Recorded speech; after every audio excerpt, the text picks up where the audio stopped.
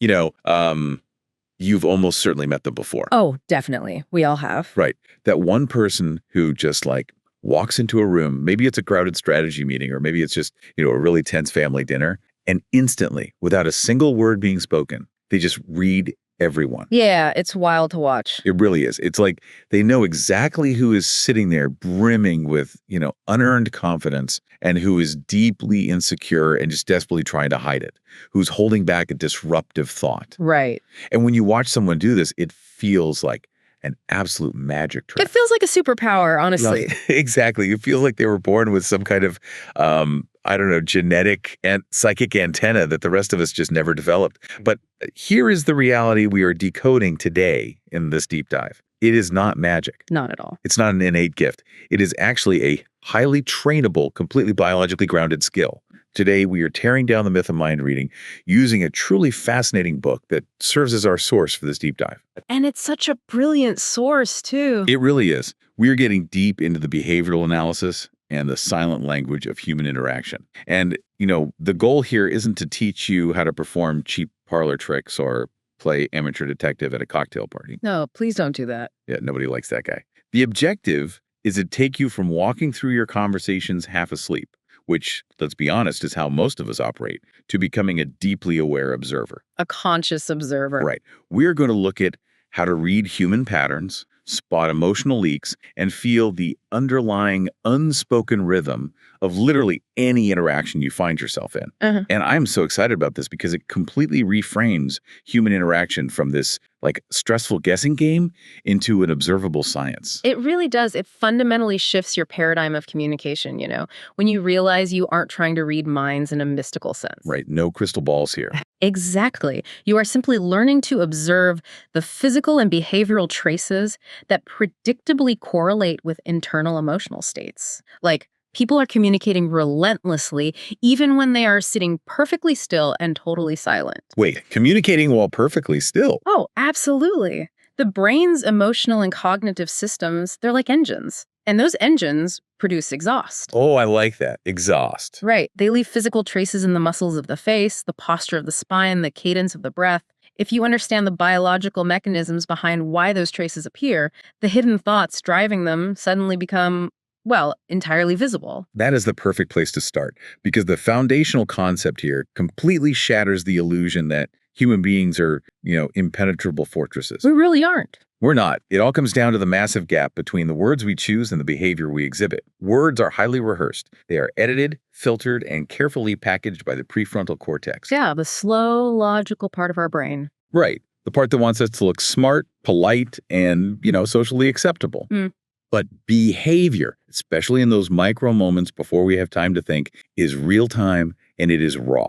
Think of the prefrontal cortex as the PR department of the brain. The PR department. That's so accurate. It really is. It manages your image, it writes the press releases, but the limbic system, which processes your raw emotions and survival instincts, that operates milliseconds faster. It doesn't care about politeness. It cares about survival. Exactly. It cares about reacting to the environment right now. Think about a scenario you've probably lived through 100 times. You're walking down the hall, someone asks how you were doing, and you automatically say, "I'm fine." Oh man, I'm fine. The ultimate lie. Right.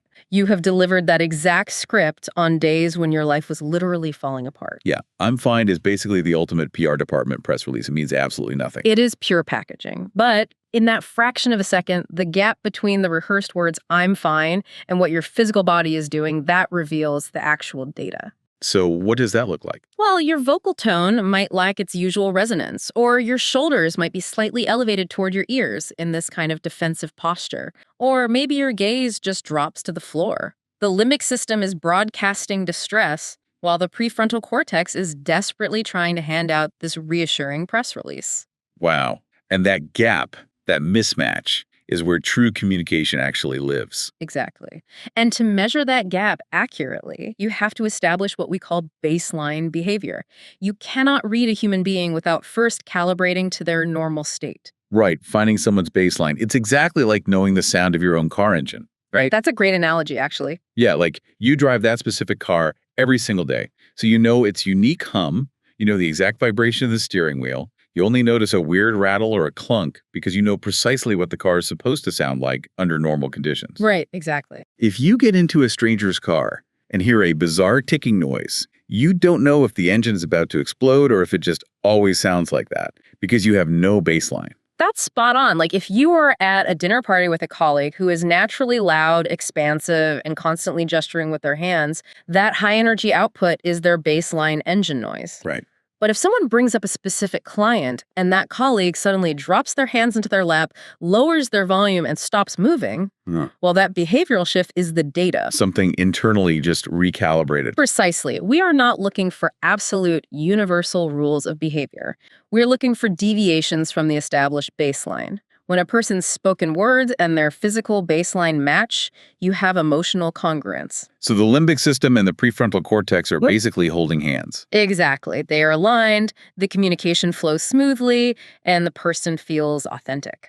But when that engine rattles, when someone tells you, oh, I am totally on board with this new strategy, but their chin drops, their torso slightly angles toward the door, and they physically pull backward in their chair, you have a profound mismatch. Yes. The words are saying go, but the biology is screaming retreat. That mismatch means that the fast emotional limbic system has detected a threat or a friction point, and it has physically reacted before the logical brain could suppress the movement. The biology leaks the truth. It always leaks. But, and this is critical, there is a crucial discipline required here. You can never, under any circumstances, rely on a single behavioral signal. Wait, really? Never. Never. A single signal is an anomaly. It is not a conclusion. Okay, that makes sense. Because if I see someone cross their arms during a negotiation, my immediate instinct might be to think, aha, I've read the room, they're defensive, they're blocking me. Right, the classic mistake. But they could literally just be sitting directly under a freezing air conditioning vent.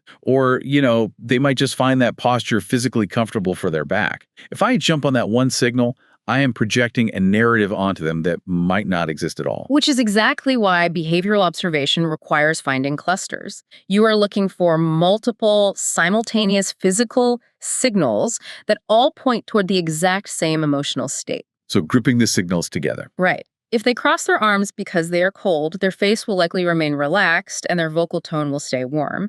But if they cross their arms, their jaw muscles visibly tighten, their blink rate suddenly spikes, and their vocal pitch drops, now you have a cluster. Oh, okay. The limbic system is firing on multiple fronts, confirming the deviation from the baseline. That's huge.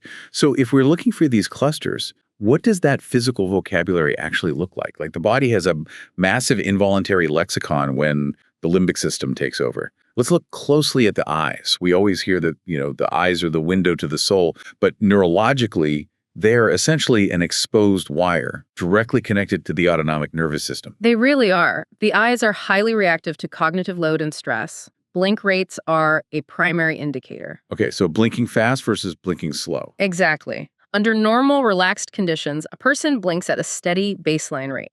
But when the brain is suddenly forced to process high stress or, say, formulate a complex deception, cognitive load spikes. Their brain is working overtime. Right. The autonomic nervous system kicks in, and the blink rate often accelerates dramatically. Alternatively, consider eye contact. When you are comfortable with someone, eye contact is fluid. You look away to process a thought, you look back. It has a natural breathing rhythm. But under tension, that rhythm breaks. Yes, the rhythm breaks completely. I would actually hypothesize that the break isn't just looking away. Like, we are so culturally conditioned to believe that liars can't look you in the eye, that someone trying to hide something might actually overcompensate. Oh, absolutely. Like they might lock eyes with you and refuse to look away, trying to aggressively project honesty. That is a very common overcompensation. It is a forced, unnatural hold. It feels predatory rather than conversational because it lacks the natural breaks required for cognitive processing. It's creepy, honestly. It is. Moving beyond the eyes, the face itself is a canvas for microexpressions. These are involuntary flashes of raw, universal emotions: anger, fear, surprise, disgust, contempt, sadness, and joy. And these happen fast, right? Literally for a fraction of a second. They occur because the neural pathways from the emotional centers of the brain to the facial muscles are incredibly fast. The emotion fires, the muscles twitch, and then the prefrontal cortex realizes what is happening and slams down the mask. Just slams the door shut. What fascinates me is that our brains are already wired to detect these microexpressions. We don't need a lab to see them. No, we see them all the time. We just typically process them as vague intuition. Yeah. Like, if you have ever walked away from a perfectly polite interaction feeling an inexplicable sense of unease, your conscious mind probably registered the polite words, but your subconscious caught a millisecond flash of contempt or anger. Yes. Your brain saw the threat, but you didn't have the vocabulary to articulate it. You were just like, I don't know, weird vibes. Exactly. You experience the biological exhaust of their hidden emotion. And, the exhaust extends far past the face. Look at body orientation, specifically the torso and the feet. The feet, really? Oh, the feet are incredibly honest. The torso houses the vital organs, so we naturally blade our torso away from people or topics we find threatening. But the feet, evolutionarily, our legs are our primary means of escape. So they point where we want to go. Right. If you are speaking with someone who is smiling, nodding, and maintaining eye contact, but their feet are pointed sharply toward the exit, their limbic system is already orchestrating their escape. They are mentally gone. Wow. Yeah. Mentally out the door. You can also hear it in the laryngeal tension, right? Because the voice isn't just a vehicle for words.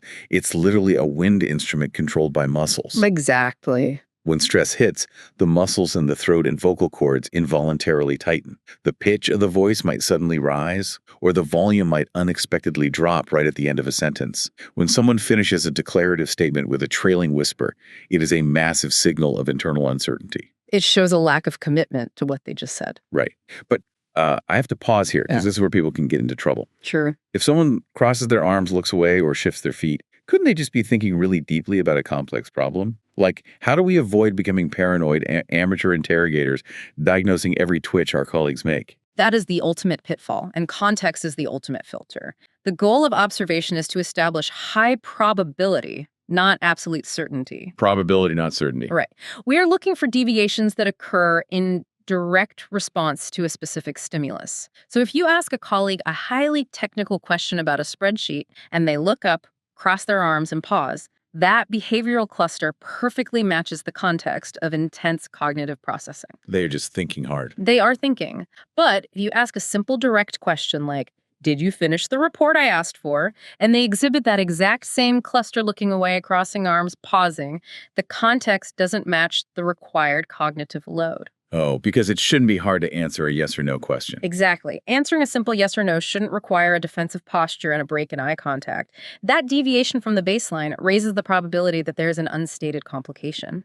That is such a crucial distinction. It is easy to spot a tightened jaw or a sudden change in vocal pitch once you know what to look for. But why is the brain forcing that reaction? Like, what is the perceived threat? Right, the root cause. If we just look at the physical leaks without understanding the psychological engine driving them, we are just memorizing symptoms without understanding the disease. And from what the source material explains, the primary driver behind almost all social behavior, especially the behavior that leaks, is the desperate need for emotional safety. Absolutely. The human brain is a threat detection machine. It doesn't just scan the environment for physical predators anymore. It constantly scans for social threats. Like being embarrassed in a meeting. Exactly. A loss of status, a moment of public embarrassment, the fear of judgment, or the anxiety of rejection. These register in the brain's circuitry in ways that are remarkably similar to physical pain. Wow. Physical pain. Yeah. So when a person feels socially or emotionally unsafe, their biological imperative is to throw up a shield. And those shields take fascinating forms. Sudden, biting sarcasm's a classic. Oh, yes. Sarcasm is a huge shield. If you bring up a sensitive topic and the other person immediately deflects with a highly sarcastic joke, they aren't necessarily trying to be entertaining.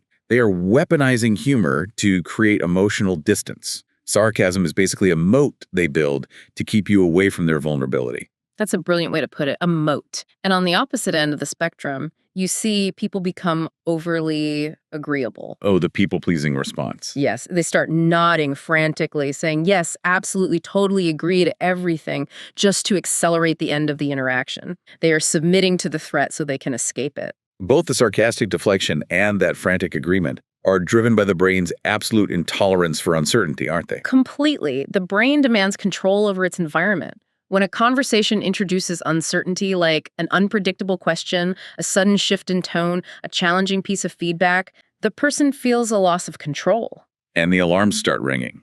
Right. Their subsequent behavior is usually an attempt to regain internal stability. You see this vividly when people start over-explaining. Oh, yes. Imagine you are sitting across from your manager, pitching an idea. They give you a slightly ambiguous look, and suddenly you find yourself explaining the exact same concept 3 different ways, talking faster and faster, throwing in totally unnecessary data points. Yep, the verbal spiral. You aren't doing that because they asked for more information. You are doing it because you feel the ground shifting beneath you, and you are desperately trying to organize the chaos in your own mind by talking out loud. You are trying to verbally engineer certainty, and this brings us to one of the most powerful tools in behavioral analysis, the strategic use of silence. Silence, yes. Silence in a conversation is the ultimate manifestation of uncertainty. It is a vacuum. The average person is deeply uncomfortable with a conversational pause because they don't know what the other person is thinking. The tension builds rapidly. It's like silence is a giant blank canvas dropped right between you and the person you're speaking with. I love that visual.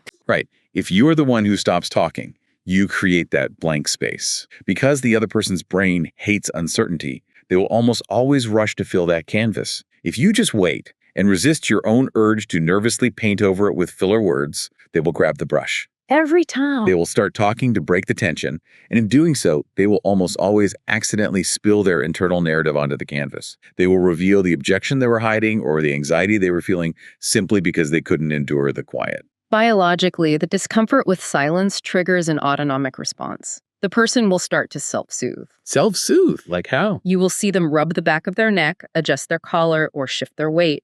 All physical attempts to bleed off the nervous energy generated by the silence. A highly calibrated observer doesn't rescue people from silence. They let the silence breathe, and they watch the behavioral exhaust that the silence produces. Wow. Let the silence breathe. Yeah. But here is the massive catch, right? You can't observe their canvas if your own hands are shaking. No, you cannot. We have spent this entire time talking about how to read the other person, but we have to talk about the observer, you. You cannot accurately read a room if you are emotionally chaotic yourself. This is the concept of the two-way mirror. You are never an invisible observer hiding behind glass. You are a physical entity in the room, projecting your own behavioral signals, and they are reacting to you in real time. Right, it's a feedback loop. Exactly. If you lack self-awareness regarding your own baseline, you will constantly misinterpret the data. Let's say you know that your personal baseline involves avoiding eye contact when you are processing complex information.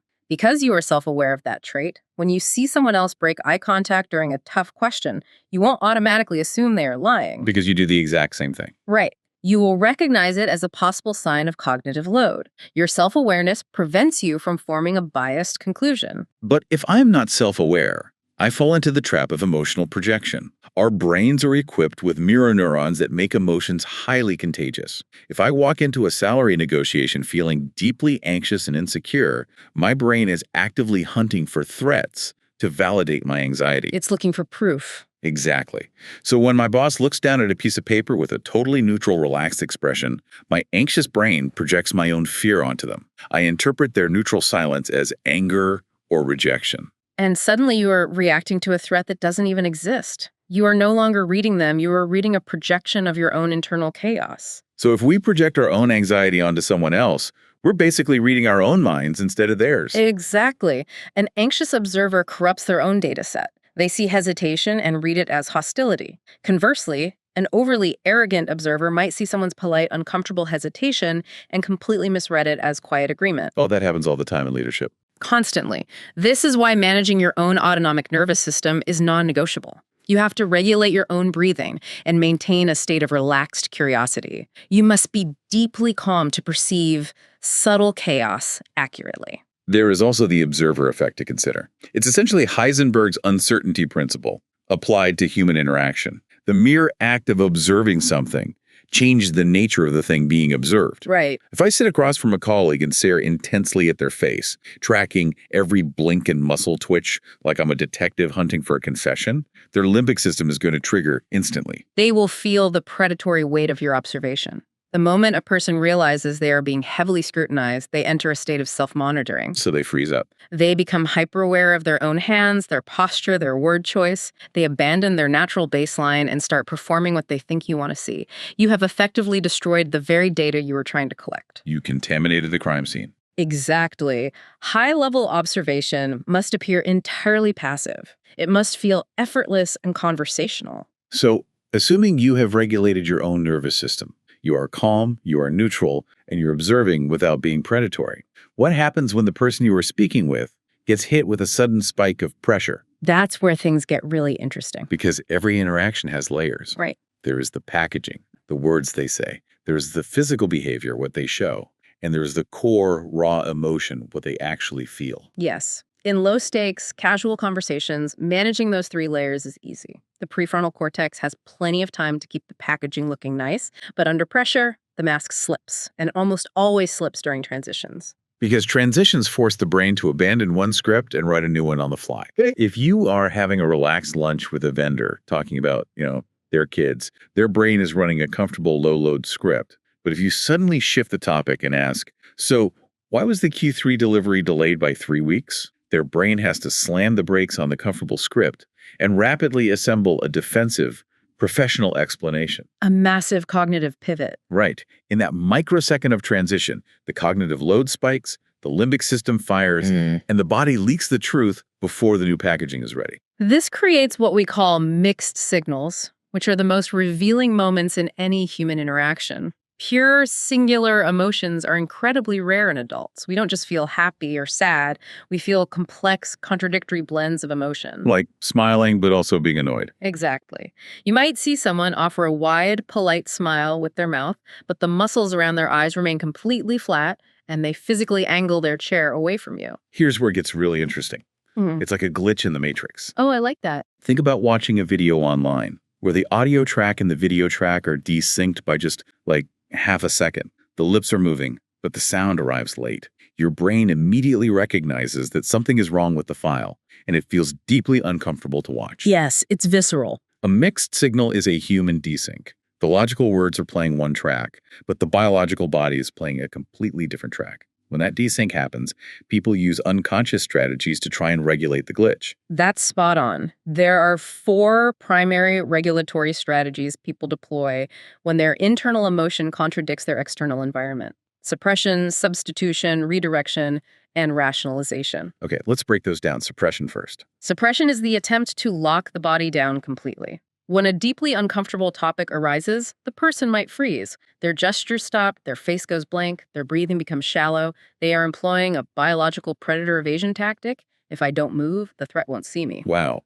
the literal playing dead response. Exactly. Then substitution. Substitution is fascinating because it's an emotional bait and switch. You take an emotion that feels vulnerable and replace it with one that feels powerful. Give me an example of that. Well, if an executive is given highly critical feedback that makes them feel deeply inadequate and sad, they won't cry in the boardroom. Instead, they will substitute that sadness with aggressive, booming anger. Anger feels protective. It drives people away. So they replace the sadness they can't show with anger they can show. That is incredibly common. Very common. Then you have redirection, which is managing the threat by changing the focal point. You ask a direct question about a failure, and the person immediately starts talking about a different project that went well, or, they suddenly find a speck of dust on their laptop incredibly interesting. Oh, man. The sudden intense interest in the lint on their sleeve. Right. They're shifting their physical and cognitive attention to avoid the emotional spike. Finally, there is rationalization. The hyperlogical over-explainers. Yes, exactly. Rationalization is the attempt to use the prefrontal cortex to numb the limbic system. If someone is terrified of an upcoming presentation, they won't say they are scared. They will give you a highly clinical, hyperlogical 15-minute breakdown of the statistical improbability of the presentation succeeding using massive corporate jargon. They just talk in circles with big words. Right. They're trying to intellectualize their way out of feeling a physical emotion, but while they're delivering this cold, logical monologue, you might notice their foot tapping frantically under the table. The desync is clear. Those desyncs are incredible to spot, but they are micro moments. They happen in a flash. But conversations aren't, static photographs. They are moving breathing systems. How do you track the flow of a moving target? That brings in the concept of attention anchoring. Attention anchoring. Right. Which is essentially observing how the brain allocates its working memory, right? Exactly. Where a person repeatedly anchors their attention reveals their true internal priority. You can track this through their eye movement, the questions they keep returning to, or the phrases they repeat. Give me a scenario. Say you are laying out a complex new initiative to a team member, and their responses are slightly delayed. They ask you to repeat simple points, and their eyes keep drifting slightly to the left. They aren't fully there. Right. Their working memory is not engaged with your words. They are anchored to an internal thought, perhaps an objection they are afraid to voice, or an anxiety about how this initiative affects their job security. So the overall flow of the conversation is your diagnostic tool. When two people are emotionally aligned, the conversation has a frictionless flow. The rhythm is natural. But when you hit disruptions, an awkward pause, a sudden micro shift in topic, or someone inexplicably asking for clarification on something they already know, you have found a pocket of internal friction. That friction is key. Because in polite society, people rarely say no or I disagree directly. It creates too much social risk. So their disagreement manifests as silent resistance. Silent resistance. I love that term. It's the microphysical act of opposition. You suggest a timeline, and instead of saying, that won't work, the person exhibits a sharp head tilt, a tightening of the lips, or a 2-second delay before saying, yeah, I suppose we could try that. That slight hesitation is the friction. Exactly. What you are looking for is response symmetry. When a person truly agrees with you, their entire biological and cognitive system aligns. The words, the tone of the voice, the facial expression, and the body posture all match perfectly and happen simultaneously. Symmetrical alignment. Right. I love this idea. Delivered with an open chest, relaxed shoulders, a warm tone, and genuine smile. That is symmetrical. But if they say, I love this idea, with a flat robotic tone while rubbing the back of their neck and looking at their phone, Yeah. the symmetry is entirely broken. The system is resisting. Yes. But, okay, let me push back on this rhythm concept a little. What about people who just naturally talk fast or have a jittery energy? Like, if they are always talking fast and constantly shifting topics, how do we read their rhythm without assuming they are in a constant state of panic and friction? That is a great question. You apply the principle of behavioral pacing.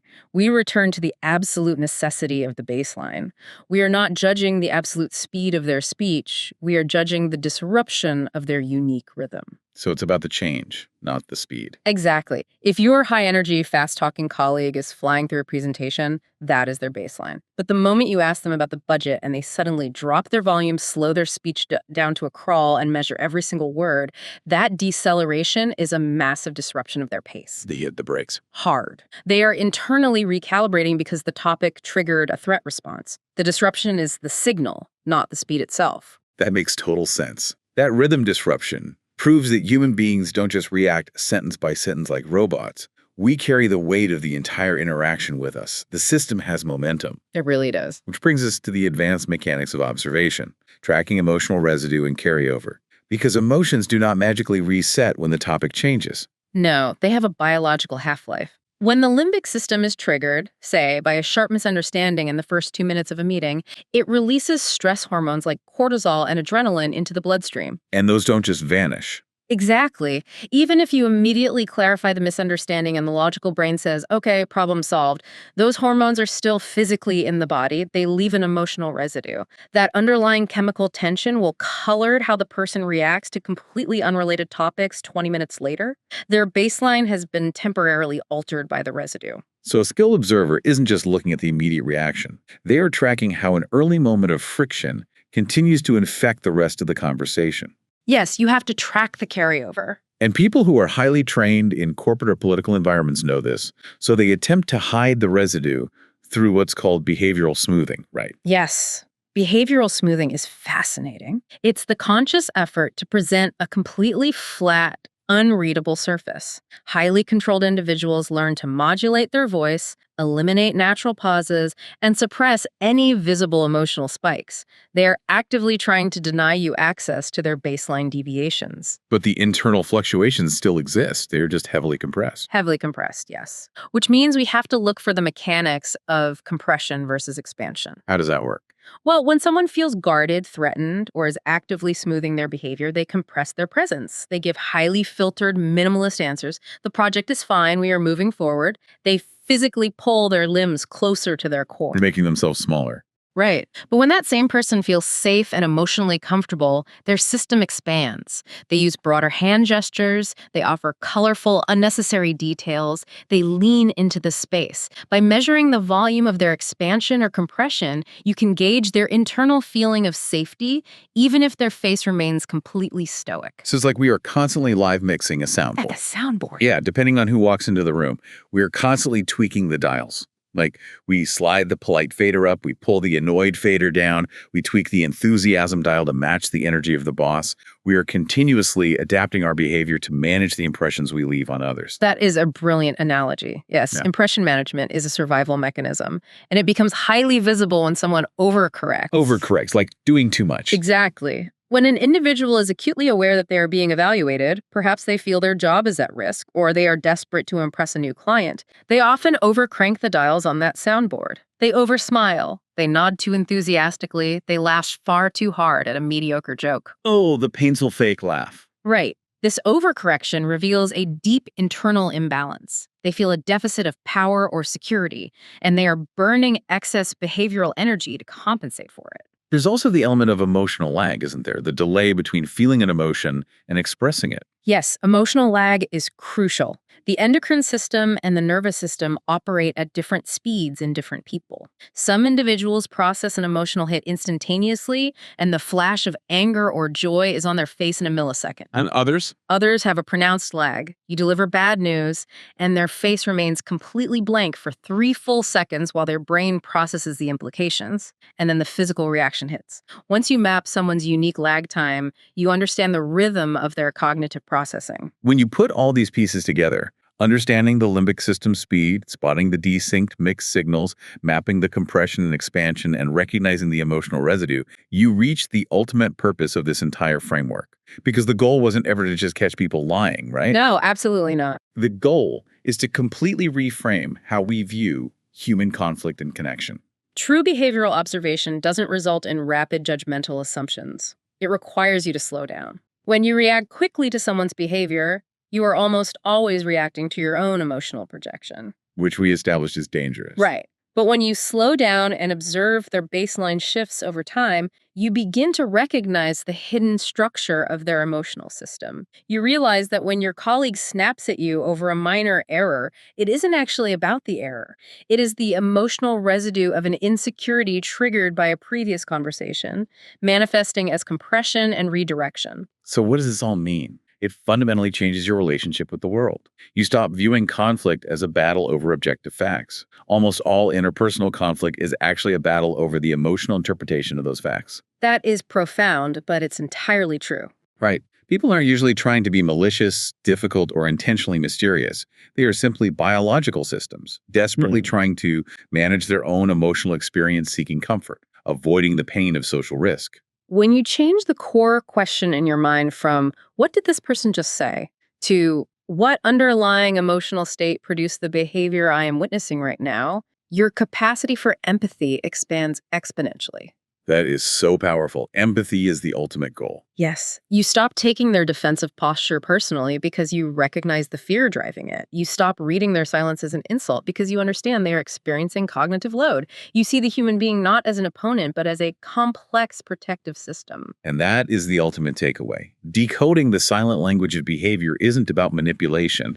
It is about profound structural empathy. It is the ability to see people clearly, sometimes more clearly than they see themselves in a moment of panic or stress, and using that clarity to bridge the gap between you. It really is a beautiful way to approach interaction. It is. We have spent this time analyzing the mechanics of humans observing humans, moving from the myth of mind reading to observing baselines and physical leaks, to understanding the deep psychological needs driving human interaction. But I want to leave you with a different angle to think about. Okay, I'm intrigued. We've talked about baselines, microexpressions, and vocal tension, and signals that we can learn to read in each other. But consider this. In a world where artificial intelligence is rapidly being integrated into our webcams, our phones, and our virtual meeting software, algorithms are currently being trained to track your blink rate, analyze your vocal pitch, and detect your microexpressions with mathematical precision. Wow, that is intense. Right? In the very near future, who is going to be better at reading your emotional baseline? Your closest friend or the software running your next remote job interview? Think about the implications of a machine knowing your limbic system better than you do the next time you log on. That is a truly fascinating, slightly terrifying thought. Something to mull over. Thank you for joining us on this deep dive into the hidden architecture of human behavior. Thank you for exploring it with us. Keep your eyes open